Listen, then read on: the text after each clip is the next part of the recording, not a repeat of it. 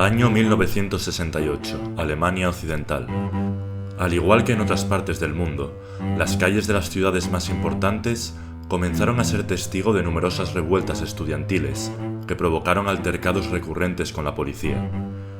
La sociedad de consumo, el capitalismo desenfrenado y la guerra de Vietnam fueron algunas de las razones que impulsaron a los jóvenes a tomar las calles de muchas ciudades europeas.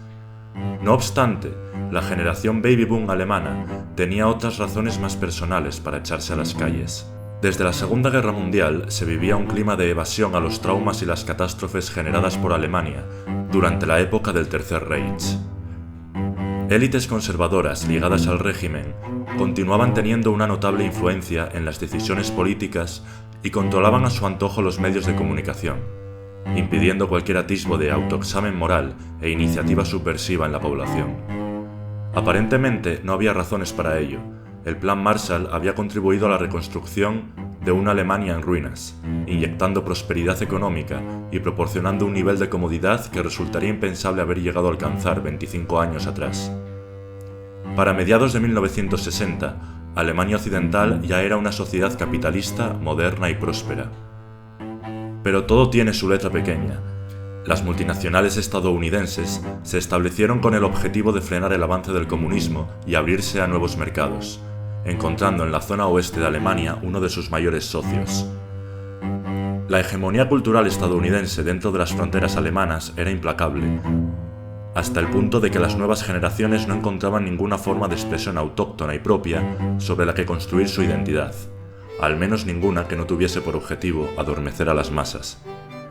Y es que, hasta bien entrados los 60, el Schlager era el género musical más escuchado tanto en pubs como en programas de televisión y radio. Un pastiche pop tan inofensivo como alienante, despojado de cualquier tipo de crítica social y cuya influencia cumplía perfectamente su función de no despertar ningún atisbo de revolución sociocultural.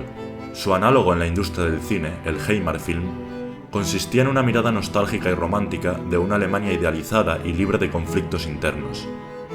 La cultura estaba abarrotada de productos superficiales que buscaban adormecer la conciencia colectiva e impedir cualquier tipo de enaltecimiento social. En medio de esta vorágine, Alemania vio nacer una respuesta musical sin precedentes, que se desmarcó por completo de la Beatlemanía, las canciones protesta de Bob Dylan, la psicodelia y el movimiento hippie. Hoy hablaremos de una respuesta musical a la situación alemana de la época que desafió los paradigmas establecidos, arraigando valores de libertad, autenticidad y disidencia.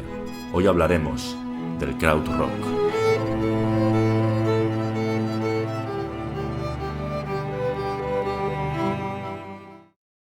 Distintas bandas repartidas en varias ciudades de Alemania, con un gran espíritu creativo, comenzaron a experimentar de una forma totalmente novedosa con el sonido. Uno de los locales más importantes, considerado un pilar fundamental para los artistas que huían de lo comercial, fue el Zodiac Free Arts Lab, un local fundado en Berlín en 1968, cuya corta vida no le privó de dejar tras de sí un enorme legado cultural. Se llevaban a cabo todo tipo de actividades de música y danza, que estaban fuera de un foco mediático dominado por el Schlager y la cultura americana. Se reproducían todo tipo de sonidos experimentales, utilizando instrumentos de forma no convencional en el que el ruido predominase por encima de melodías pegadizas. Salvando las distancias, podría considerarse el análogo de la Factory de Nueva York y podría guardar ciertas semejanzas con el movimiento Fluxus originados en Estados Unidos, pero los protagonistas estaban a años luz de querer empaparse de las costumbres provenientes del otro lado del océano. Su influencia en los primeros pasos del krautrock no solo se evidencia en el sonido, sino en la filosofía de sus fundadores. Uno de ellos es Hans Joachim Roedelius, quien también fundó Cluster, uno de los primeros grupos considerados krautrock y pionero de la electrónica ambiental. Una de las mentes más privilegiadas de la escena, que destaca la importancia que tuvo el Zodiac como vía de escape de las experiencias vividas en la guerra. My art is based on living, not on doing art, on experiencing life in many different aspects. The young part of the Hitler Youth, it was called Pimpfe. We had to do this and all this shit, and to try to make us disciplined following art. We bought simple tone generator and a keyboard, and I had a cello as well, just to fiddle around with the sound. I was not able to play the cello at all. El concepto de libertad juega un papel clave en todo lo que rodea este estilo desde sus primeras fases, y nos da a entender la necesidad que tenían estos jóvenes artistas de abstraerse de la asfixiante realidad en la que vivían, y la necesidad de crear algo realmente propio y novedoso, alejado de cualquier tipo de estereotipo y fórmula, ante la existencia de ese vacío espiritual con el que lidiaban. Pero no solo en Berlín estaba ocurriendo algo nuevo. Este espíritu rebelde y evasivo se compartía en otras regiones de Alemania Occidental. En Múnich, varios grupos se unieron en comunas, apartados de la vida convencional. Evitaban caer en la dependencia tecnológica, abrazaban su libertad sexual y se embarcaban en un viaje de autoconocimiento. Amon Düül II es uno de los grupos más representativos de las comunas de Múnich, y aunque tuviesen un estilo de vida que podría ser comparable al de los hippies, su forma de hacer música guardaba muchas más semejanzas con la filosofía del Zodiac, como la ausencia de un frontman o una línea vocal melódica, el uso de instrumentos tradicionales de forma no convencional y, en definitiva, el objetivo de hacer algo alejado a todo lo que absorbían de los medios de comunicación. En Hamburgo destacó el grupo Faust, quizás uno de los grupos más surrealistas de la vertiente más subversiva del krautrock. Apropiándose de la Alemania más rural, los bosques, utilizaron este tipo de entornos, alejados del acelerado y agobiante mundo de la urbe, para dar rienda suelta a su particular forma de expresarse, lo cual también tenía un significado simbólico. Pero lo de guarnecerse en zonas rurales no vino dado por casualidad.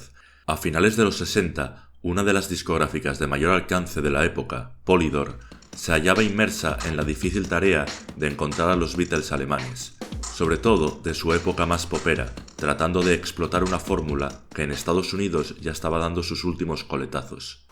Uwe Nettelbeck, un periodista alemán muy bien relacionado con las altas esferas culturales y amigo de la banda Faust, un grupo de chavales a los que musicalmente les iba de todo menos las canciones de 4 acordes, logró que la discográfica se fijara en ellos como objetivo de ser el próximo estandarte de la música pop-rock. No solo les proporcionaron instrumentos y el equipo necesario, sino que financiaron la construcción de un nuevo estudio para la banda en Wumme, un pequeño pueblo a unos 50 kilómetros de Hamburgo. Mientras Polydor confiaba en que Faust lanzase un hit guitarrero tras otro, este era el tipo de sonidos los que rebotaban una y otra vez en las paredes del estudio.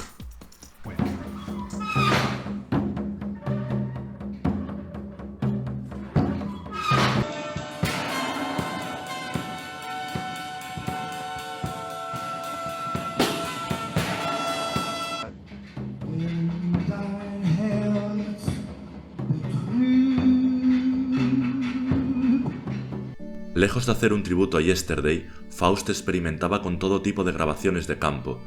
Utilizaba mezcladoras de cemento e incluso martillos hidráulicos por pura experimentación sonora. También usaban instrumentos más convencionales como guitarras, trompetas y bajos, buscando efectos y texturas hasta el momento inexploradas en la música occidental. Comenzaba a atisbarse una necesidad imperiosa y casi globalizada por parte de los jóvenes por visibilizar el arte considerado degenerado en la época del Tercer Reich, que fue prohibido por considerarse una amenaza contra su ideología e intereses políticos. El krautrock comenzaba a incluirse dentro de este tipo de movimientos modernos, que desafiaban el statu quo de una Alemania más permisiva, pero que utilizaba otro tipo de medios, más sutiles, de lavado de cerebro.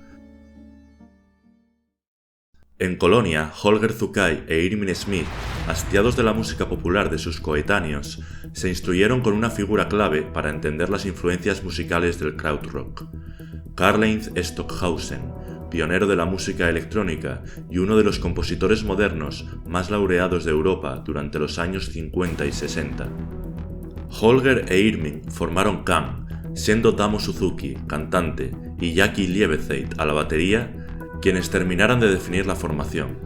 Curiosamente, a pesar de adquirir una formación en las antípodas de lo mainstream, Can podría considerarse el grupo que más se aproximó al rock convencional, pero sin abandonar su anhelo por la experimentación y conservando muchas de las características que definieron al género. fueron los que absorbieron en mayor medida la influencia de la cultura estadounidense, o mejor dicho, los que menos se esforzaron en eludirla. Ejemplificando en su disco Ege Bamyasi de 1972 la influencia de Andy Warhol, cuya portada presenta la marca de una comida turca enlatada. Sin embargo, las contribuciones de Can a la vanguardia, especialmente en lo musical, son innegables. Ningún instrumento solía destacar por encima de otro, ni siquiera la caótica y distintiva voz de su cantante Damu Suzuki, más partidario de pegar gritos indescifrables en los conciertos.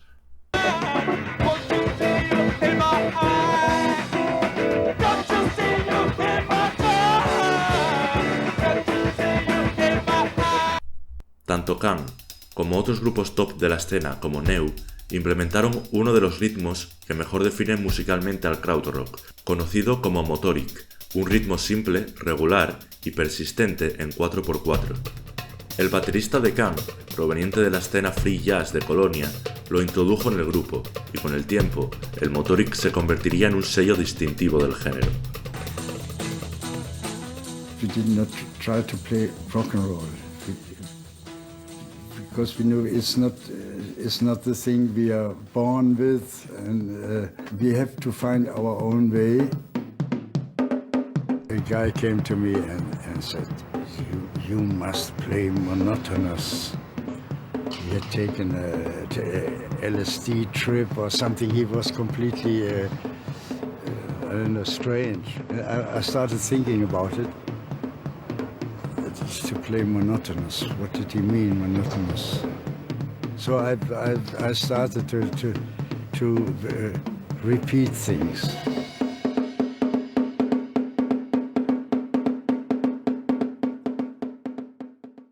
En Düsseldorf se formaría la banda más popular e influyente del krautrock, tanto a nivel comercial como musical, Kraftwerk. Fundada por dos estudiantes de música clásica, Ralf Hutter y Florian Schneider, compartieron los mismos ideales musicales que sus contemporáneos. No obstante, exhibieron una creciente inclinación hacia la electrónica. En 1972, ya con 2 álbumes a sus espaldas, adquirieron sintetizadores Moog, los cuales estaban en boga entre las bandas de rock progresivo occidental de aquel periodo. A diferencia de muchos músicos contemporáneos, los miembros de Kraftwerk rechazaban la etiqueta convencional de artistas, prefiriendo autodenominarse trabajadores de la música. Es nicht irgendwie getrennt von Menschen oder so, das ist so ein Widerspruch in sich, Natur und Technik. Das fällt für uns irgendwie zusammen. Wir sehen das irgendwie mehr Musikarbeiter. Wir nennen uns selbst Musikarbeiter. Esta ética y visión más profunda de la composición la desarrollarían en el Kling Klang Studio. Este espacio desempeñó un papel verdaderamente fundamental en la evolución de su distintivo sonido, donde la filosofía única de Kraftwerk se basaba en llevar a cabo la fusión del arte con la tecnología.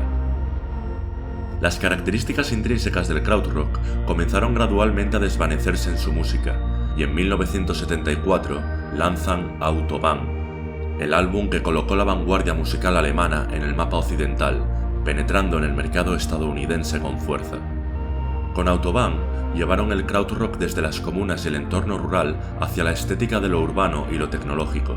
Abandonaron los instrumentos tradicionales y la forma habitualmente improvisada de tocarlos, que caracterizaba a la mayoría de los grupos del género, en virtud de un sonido mucho más futurista y minimalista.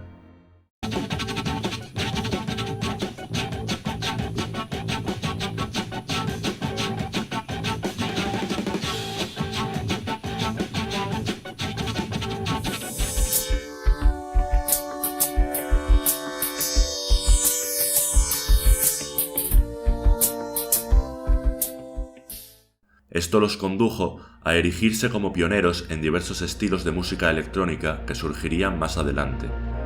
Hoy en día, Kraftwerk es considerado como uno de los grupos más innovadores de la historia de la música. Por tanto, teniendo en cuenta todo esto, surge una paradoja. ¿Qué es realmente lo que se puede considerar como krautrock?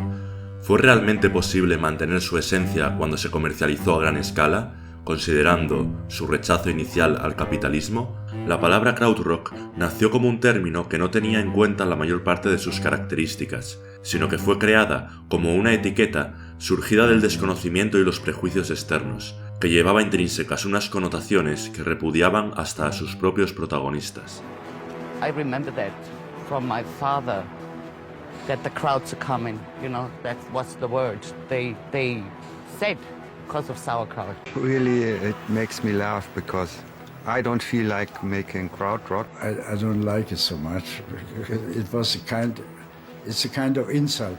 Kraut es una palabra alemana que significa repollo y a la vez se usaba como término despectivo para referirse a los soldados alemanes durante la Segunda Guerra Mundial por parte de las fuerzas aliadas. Este término fue promovido por la prensa inglesa para designar a una serie de bandas que venían de ese país subyugado culturalmente y hacían música rara.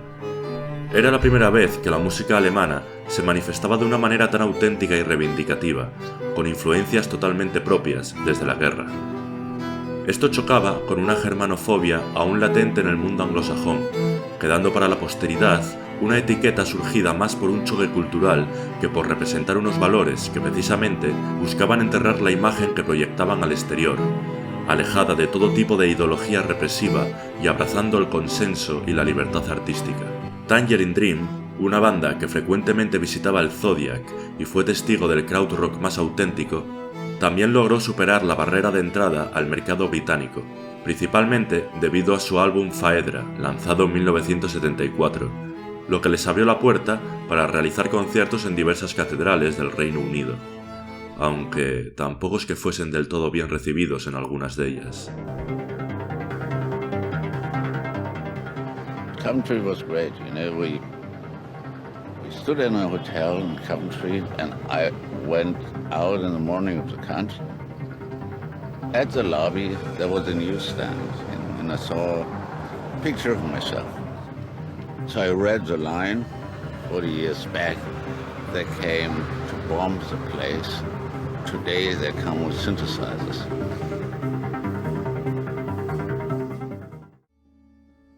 Si bien es cierto que con el tiempo se fue suavizando, la prensa inglesa tendió en un principio a insinuar vínculos entre los grupos de krautrock y el nazismo, por medio de arriesgados titulares sensacionalistas, a pesar de que en el contenido de las noticias elogiaban sus innegables aportaciones en lo musical.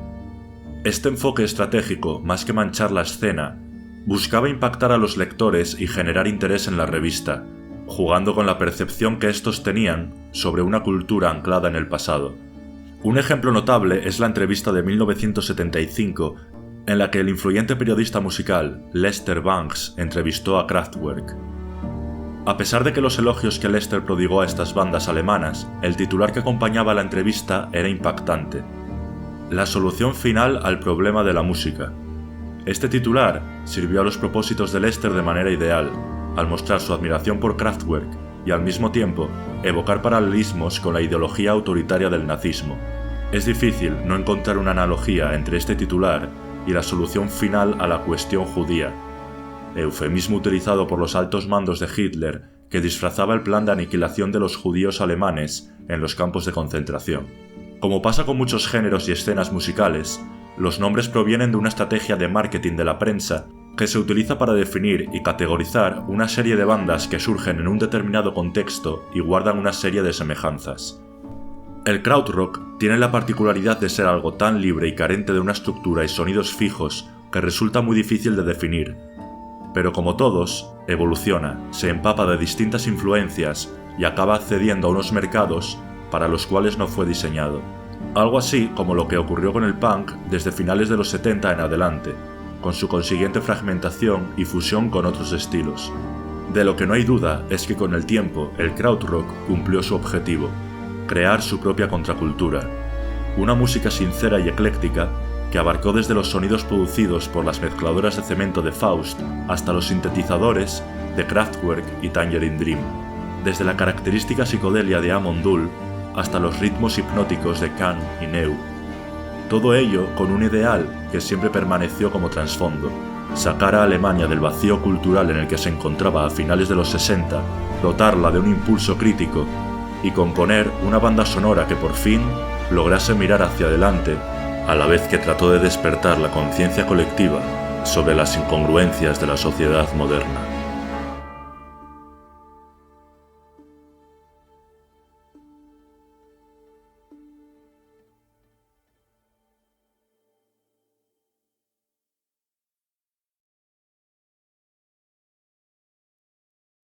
must play monotonous.